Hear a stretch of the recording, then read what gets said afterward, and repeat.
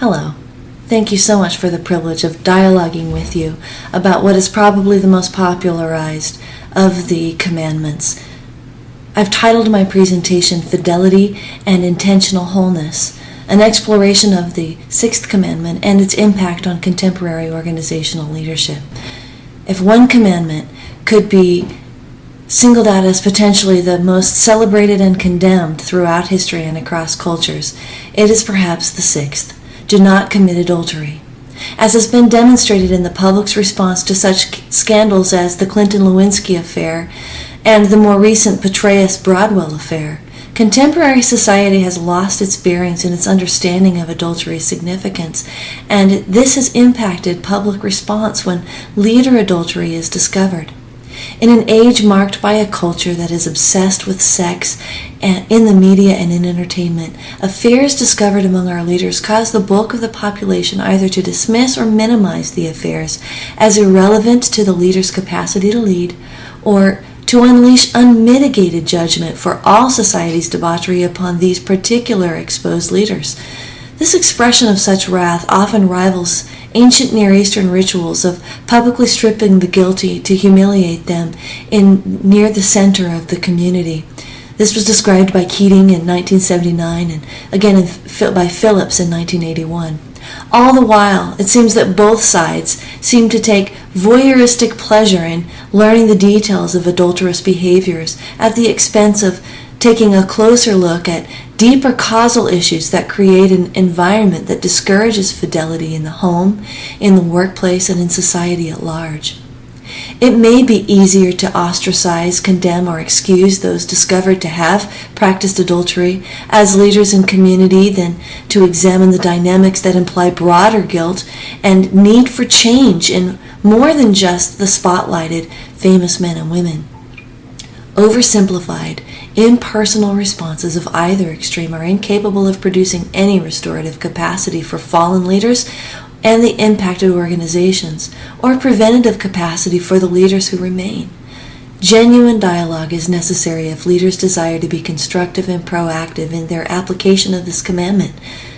The purpose of this study is therefore to examine the significance of the commandment to avoid adultery as a reflection of the nature of God and His desired relationship with people. Also to conceptualize fidelity as protection and nurture of the intended wholeness within relationships, and to juxtapose these insights with an exploration of the impact of both leader and organization fidelity upon followers and organizations at large, and to provide an application and discussion for contemporary organizational leaders. Let's think about the concept, the Lord is ours and the Lord is one, the Shema and the sixth commandment. Deuteronomy 6 further clarified both the nature of God and drew the connection between His nature and His expectations of the people with whom He had pledged His alliance and love. Deuteronomy 6:4, known to the Jews as the Shema, or Hear, describes God as unmistakably one and undeniably only, also pointed out by Walvoord and Zook in 1985. Quote, "Hear, O Israel, the Lord our God, the Lord is one." Or, quote, "Listen, Israel, the Lord is our God, the Lord is the only God." End quote. The other strong message in this passage is that of belonging. Our God is the only God, the one. Yahweh's self-consistent, exclusive oneness is declared to those who belong to Him. This was pointed out by Carson, France, and Moiter in 1994 as well. Because God is the unmitigated other and unsullied only, as is seen also in Isaiah 6:1-3, He and only He can expect Israel to give Him exclusive love and devotion as God. He is whole and complete, the self-existent I Am, and therefore His love is complete and unmarred. 1 John 4:7 reiterates this, and Pfeiffer also pointed it out in 1962. Yahweh will allow nothing to dilute or compromise Him, and He expected His people to reflect His holiness to the rest of the world. You shall be a kingdom of priests and a holy nation, says Exodus 19, verse 6. Israel was expected to demonstrate their love for the one true God in two ways: by allowing his commandments to become written upon their hearts and minds, and by teaching their children his ways, Deuteronomy 6:4-9, as expressed by Smith in 1992. New Testament believers were not excluded from an appreciation of the Shema as the foundation of their relational dealings. Whaler pointed this out in 2008. The command in 1 John 4 reflects the message in Deuteronomy 6. 1 John 4, 7-12 challenges, quote, "Beloved, let us love one another, for love is from God, and whoever loves has been born of God and knows God. Anyone who does not love does not know God, because God is love. Beloved, if God so loved us, we also ought to love one another. No one has ever seen God. If we love one another, God abides in us, and his love is perfected in us." End quote. John wasn't the only one to challenge the believers in the early church in this way. Paul challenged believers in Christ that their behaviors also should imitate God, to whom they belong. In Ephesians 5:1-3 and 8, Paul said, "Therefore be imitators of God as beloved children, and walk in love as Christ loved us and gave himself up for us, a fragrant offering and sacrifice to God.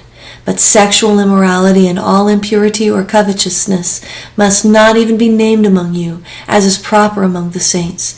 For at one time you were darkness, but now you are light in the Lord. Walk as children of light." End quote. God's commandment against adultery, therefore, is a reflection of his inherent oneness and his cohesive wholeness. God's desire to protect the purity and sanctity of the marital relationship is a reminder that can be seen in Genesis 1:27, that male and female were together, created in God's image. The marital relationship was designed to mirror God's nature within himself, as well as his unswerving love for his people. This can be seen in Jeremiah 31:3. Marriage was therefore to be seen as a sacred and mystical covenant, something to be cherished, a place of safety for both husband and wife. Genesis 2:22-24 and Proverbs 5 point this out, and so did Matthew Henry's commentary in 1994 edition. In the New Testament, even more vivid connections are drawn between the holy, self-complete, unsullied, distinctly other nature of God and fidelity. According to the Apostle Paul, behavior of those who belong to God should demonstrate an appreciation for and protection of the oneness of the marital relationship. Ephesians 5:28b-30 challenge, quote, "Husbands should love their wives as their own bodies. He who loves his wife loves himself. For no one ever hated his own flesh, but nourishes and cherishes it, just as Christ does the church, because we are members of his body." End quote. The identification with Christ as believers translates into a mutual identification, an exclusive oneness within the marital relationship as well.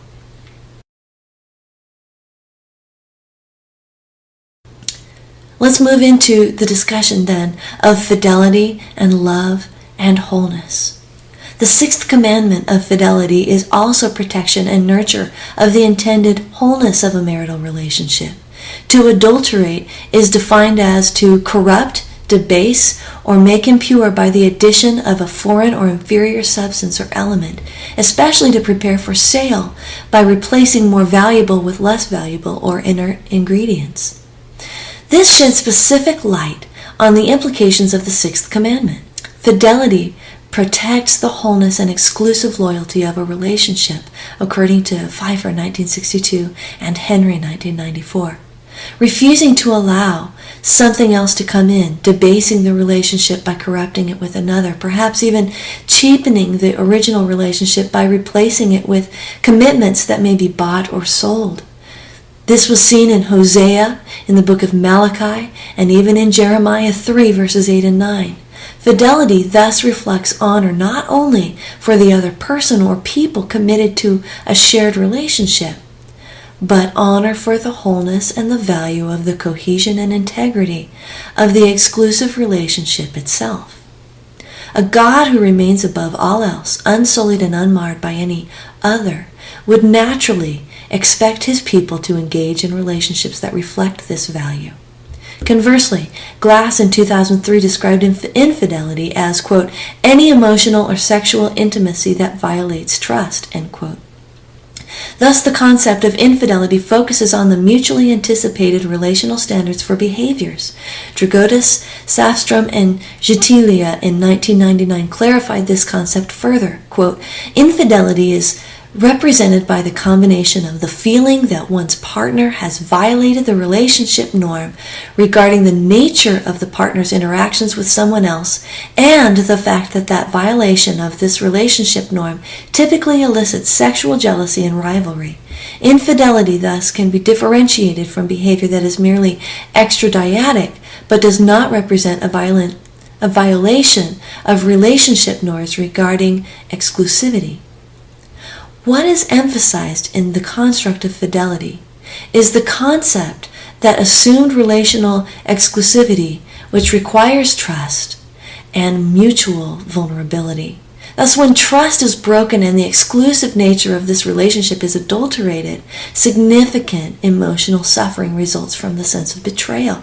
This was found in a study of Thoburn and Whitman in 2004. While such commitment to fidelity is expected from leaders who have dedicated themselves to honoring God, the demands of leadership role itself can unwittingly cause fidelity to begin to atrophy. Ironically, the leaders who function in nurturing or caregiving roles, such as pastors, often underestimate how powerful their own needs for attachment are, an oversight which can make them vulnerable to infidelity. According to Steinke in 1989, the majority of pastors who reported engaging in a sexual affair also reported marital dissatisfaction. The sexual affair was typically preceded by an emotional affair, which enabled pastors to unconsciously displace their need for emotional nurture with another relationship over several months. Many of these pastors also reported self-worth issues that stemmed from unresolved memories from their childhood, according to Steinke. Additionally, Thoburn and Balswick in 1999 found that difficulty to trust others, fear of rejection, struggles with shame, obsessive sexual thoughts, pornography, and marital and sexual dissatisfaction with spouse are other interpersonal and interpersonal variables that were also strongly predictive of infidelity among pastors. Thoburn and Whitman in 2004 concurred with these findings. These findings suggest that relational fidelity, even among religious leaders, is necessarily predicated by personal wholeness and awareness, as well as openness to intentionally engage with the Holy Spirit in the hard work of addressing personal brokenness before it perpetuates relational brokenness. The scriptures are clear about this in Psalm 139, especially in verses 23 and 24, and in Romans 12, 1 and 2.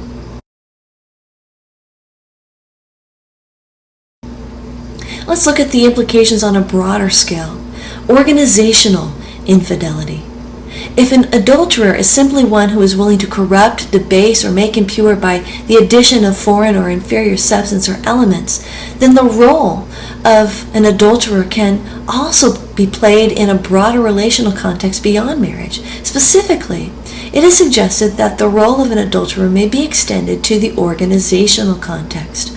One who is willing to dishonor the shared group identity and degrade established leader-follower commitment by questioning the legitimacy of leaders and promoting himself or herself instead may be so defined as an organizational adulterer. The organizational adulterer is not interested in the welfare, cohesion, or perpetuated wholeness of the group, but instead looks for opportunities to illegitimately meet real emotional and logistical needs of members through flattery and manipulation, to garner competing loyalties at the expense of the expected relational norms. Organizational adulterers may be gifted charismatic leaders, but they misuse their capacity to encourage and empower others by flattering them and manipulating them to collaborate in ways that degrade the infrastructure and the mission of the group. Organizational adulterers may also appear to want to do members good, but their ultimate desire is to usurp power. Planting fear and distrust in leaders and coworkers, organizational adulterers are skilled at convincing others that they are the only ones who can be trusted. With the relational integrity between teammates corroded, the organizational adulterer then begins to look for opportunities to seize power. Ironically, this power that they seize is short-lived and very volatile. The environment that they create is unstable and based on a lack of trust, and therefore it is not going to be able to stand. It is extremely unstable. This was found in Brewer 2007. Let's look at a brief partial history of organizational adultery found in Scripture. The first recorded incident of organizational or group infidelity is found in the account of Eve and the serpent in Genesis 3. The serpent began by planting doubt in the woman about her understanding of the Lord's command. He said to the woman, "Did God actually say, 'You shall not eat of any tree in the garden'?" And the woman said to the serpent, "We may eat of the fruit of the trees in the garden, but God said, 'You shall not eat of the fruit of the tree that is in the midst of the garden, neither shall you touch it, yet lest you die.'" Genesis 3, 1b through 3. Then the serpent planted doubt in the woman about the trustworthiness and honesty of God himself. Quote, "But the serpent said to the woman, 'You will not surely die, for God knows that when you eat of it, your eyes will be open and you will be like God, knowing good and evil.'" Genesis 3 verses 4 and 5. Between planting these doubts and feeding Eve with flattery that encouraged her to strive to see herself as a competitor with God, the serpent was successful in causing Eve to relinquish fidelity in her relationship with God and his kingdom. Jamieson, Fawcett, and Brown in 1997 pointed this out, which then she encouraged Adam to do the same in verse 6. Consequently, the anticipated relational standard for the relationship with God was broken, and they instinctively hid, which Dragotis et al. In 1999 said is typical behavior for following acts of adultery. The shared relationship and group identity previously enjoyed between God and this couple was marred by this betrayal, and the shared nature of every dyadic relationship in the mix was substantively altered, as in verses 6 through 20. But significantly, the organizational dynamics within the kingdom of God, according to Jamieson, Fawcett, and Brown, were altered as well. Adam and Eve were no longer entrusted as the stewards of the garden, and their relationship with the earth became significantly more labored. Read about it in verses 22 through 24. Absalom, King David's son, is another more than famous example of organizational adulterer. Though Absalom was deeply loved by King David, their relationship was estranged because of treachery within the family. 2 Samuel 13 and 14, you can read about this. Edersheim in 1997 stressed that David allowed Absalom to return to Jerusalem, although the two had no contact with one another. Absalom was well known as being stunningly flawless in appearance, 2 Samuel 14:23, and had a reputation for getting his followers to do whatever he wanted them to do, even when it meant doing harm to others. Edersheim quoted this, and also you can see this in 2 Samuel 13:28 and 29, and chapter 14:29 to 32. He was perpetually escaping the full weight of punishment for his actions, as is an example when Absalom flattered and manipulated David to regain his status as prince, complete with chariots and horses and 50 footmen to run in front of him. 14:33 through 15 verse 1. Next, Absalom positioned himself at the way to the main gate of Jerusalem and began to incite organizational infidelity among all the people of Israel. In 2 Samuel 15:2 through 6, we read, quote, "And when any man had a dispute to come before the king for judgment, Absalom would call to him and say, 'From what city are you?' And when he said, 'Your servant is from such and such a tribe in Israel,' Absalom would say, 'See, your claims are good and right, but there is no man designated by the king to hear you.' Then Absalom would say, 'Oh, that I were judge in the land! Then every man with a dispute or cause might come to me, and I would give him justice.' Thus, Absalom did to all of Israel who came to the king for judgment. So Absalom stole the hearts of the men of Israel." End quote. Once Absalom sensed that his goal to steal the hearts of Israel from his father had been realized, he sent messengers to all the tribe of Israel, encouraging them to declare him king in 2 Samuel 15:10-12. David had to abandon the palace and flee for his life from his own son in verses 13 and 14. And finally, David was actually forced to send his trusted ally Hushai to incite organizational infidelity within Absalom's inner circle in order to dismantle their sense of unity and trust. 2 Samuel 15:34 and 37 and 2 Samuel 16:15-18. In an ironic turn of events, the ultimate organizational adultery of Absalom was thwarted by another person who created an internal atmosphere of organizational infidelity. Hushai's conflicting advice produced compromised loyalties and diminished the cohesion, trust, and confidence in the identity of Absalom's group, according to Knowles, 2001. Hushai knew that Absalom's people were vulnerable to his influence to create organizational infidelity from within because Absalom's followers had already demonstrated their weakness to infidelity through their allegiance to Absalom in the first place. 2 Samuel 17:4-15 and 18:9-17. In many cases of organizational and national adulterers, including Absalom in 2 Kings 16, Balaam in Numbers 22 and 31, and Sanballat in Nehemiah 4 and 6, and the false teachers in the book of Jude, organizational adultery paved the way for sexual and religious infidelity as well. You can also see this in the books of Hosea and Jeremiah. Still, as this section has demonstrated, whether adultery is committed on only one level or many, every form of adultery is a direct act of rebellion against the one, only true God of unmitigated holiness and love.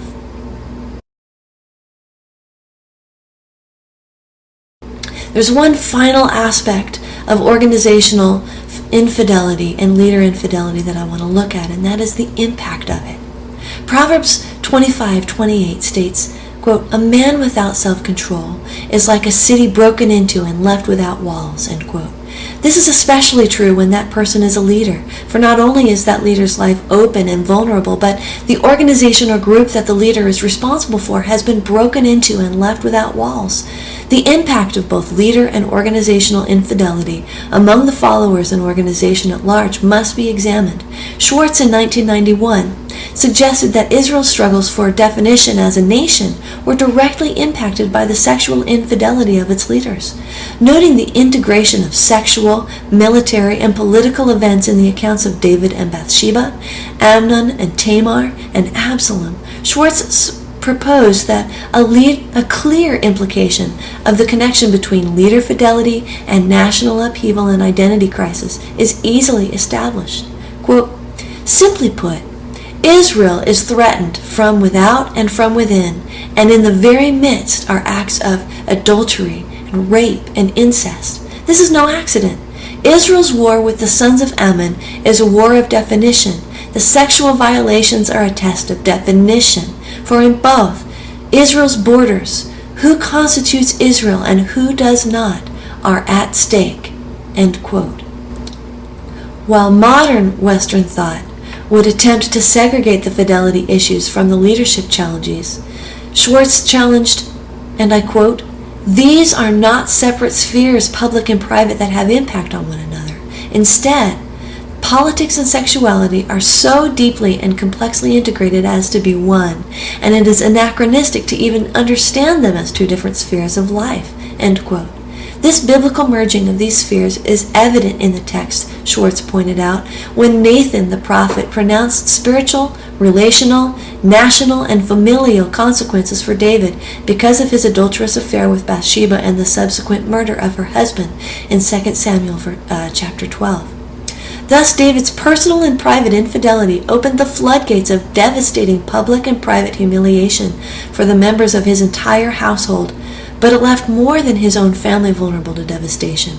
David's lifestyle of infidelity caused the development of a complex and tensely convoluted family tree, which made room for national identity crisis and civil war, and left them naturally vulnerable to international war. On a smaller but no less significant scale, extramarital sexual infidelity bears more profound consequences when it is practiced while the leader is functioning professionally in his or her official role. Thoburn and Whitman, in 2004, defined professional sexual misconduct as, quote, any sexual activity with or without contact between two people who have a professional relationship based on trust, such as pastor-congregant, doctor-patient, therapist-client, teacher-student, and mentor-protege, end quote. According to Fortune et al., 1992, when these particular trust relationships are sexualized, it is a form of exploitive or unethical behavior because trust is so intermingled with power and control. Thoburn and Whitman confirmed these findings. While all sexual and emotional marital infidelity is considered immoral, such violations in boundaries within the context of a fellow church staff member or counselees cause enmeshed and profound crises and multidimensional consequences for the families and the congregations.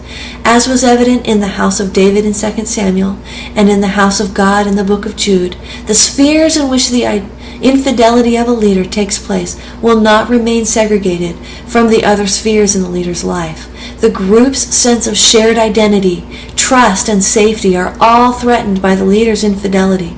Particularly when the leader is a professing Christian, leader infidelity impacts many levels, including the family, the local organization or congregation, the corporate or denominational communities, and at times even the general public may be impacted by a sense of fracturing in their individual, familial, group, or spiritual identity as the result of leader infidelity. The city without walls often covers extensive territory when the leader falls prey to infidelity. The road to recovery is long, and many relationships may be permanently fractured as a result. Now I just want to take a few moments to talk about application and some discussion about this presentation. The sixth commandment has been presented as a relational expression of the oneness, essential exclusiveness, and committed love and faithfulness of the God of the Bible. Characteristics of fidelity and adultery were framed in the context of the need to protect and nurture the wholeness of relationships, whether spiritual, marital, or organizational. The consequences of failing to do so can have profound impacts on families, as well as individual, group, organizational, spiritual, and national identities. But how can one respond constructively and restoratively to the fallen while remaining intentionally proactive in preventing infidelity in his or her own life? The answer, it is suggested, can be summed up in the Apostle Paul's exhortation to the Romans. Quote, "Owe no one anything except to love each other, for the one who loves another has fulfilled the law. For the commandments, you shall not commit adultery, you shall not murder, you shall not steal, you shall not covet, and any other commandment are summed up in this word, you shall love your neighbor as yourself." Love does no wrong to a neighbor. Therefore, love is the fulfilling of the law. Romans 13, 8 through 10. The love of God leaves no room for pursuit of selfish gratification, which is the root of every form of adultery. When a husband and wife are committed to love one another, they will refuse to do any harm to that sacred relational bond. When a leader loves the organization he or she is leading, no amount of dissatisfaction with the leader over him or her will be sufficient to undermine team cohesion and usurp power and loyalty from those at the top. When a pastor, a teacher, a counselor, or doctor loves the people he or she is serving, no inclination to exploit their vulnerability will be acted upon. And when people love their loving God, they will do all they can to preserve their relationship with Him.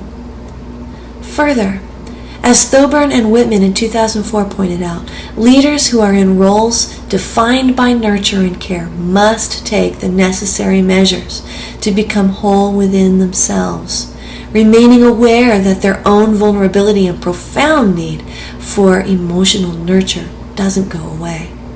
This awareness of their own capacity to fall will not only serve to help the leaders to avoid temptation, but it will empower them to extend grace to others when they observe fellow leaders become vulnerable to infidelity and fall into adultery. Gaddy in 1996 challenged, quote, "Miserly withholding of grace from adulterers communicates a false gospel that is in fact no gospel. A graceless response to evil becomes another form of evil," end quote.